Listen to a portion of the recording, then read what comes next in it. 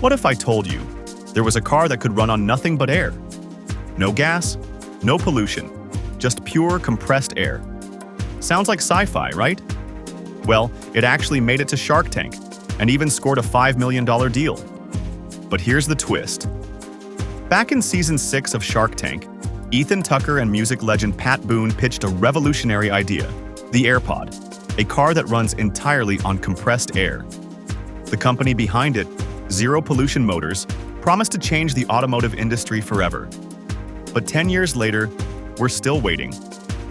So, what really happened to the air car after Shark Tank? Let's find out.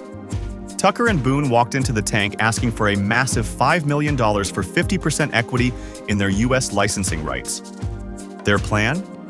Build a manufacturing plant in Hawaii to produce the first air-powered cars in America. The AirPod could be charged from a regular outlet in 4 hours, giving you a 100-mile range. Top speed? 50 miles per hour, perfect for city commutes. And here's the kicker. It would cost just $3,700 to $5,100 to make and sell for around $10,000. It was green, quiet, affordable, and Damon John even called it a lunchbox on wheels. One by one, the Sharks dropped out. Mark Cuban thought it was too early. Lori wanted a national rollout. Kevin O'Leary? Well, he just didn't believe it would work. But then Robert Herjavec stepped in. Robert offered exactly what they asked for, $5 million for 50%, on one condition: they had to secure the rights to distribute the car across the entire US, not just Hawaii. Tucker and Boone said yes on the spot. It was one of the biggest deals in Shark Tank history. But here's where the story takes a sharp turn. After the cameras stopped rolling, Zero Pollution Motors struggled to secure those nationwide rights. Robert's $5 million offer was contingent on that.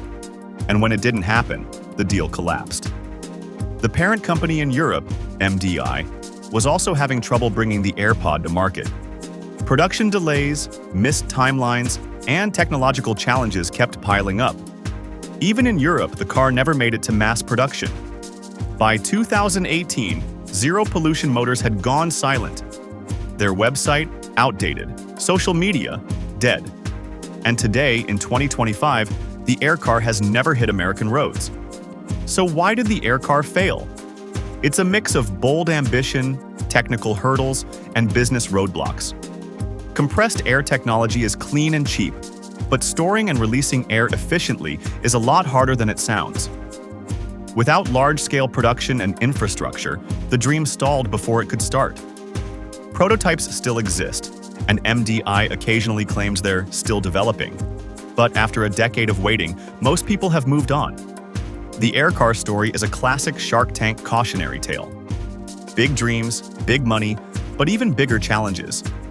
It had the potential to revolutionize transportation, but in the end, it ran out of air.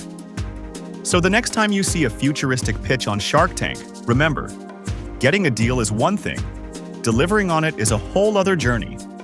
If you love Shark Tank updates like this, hit that like button, subscribe, and turn on notifications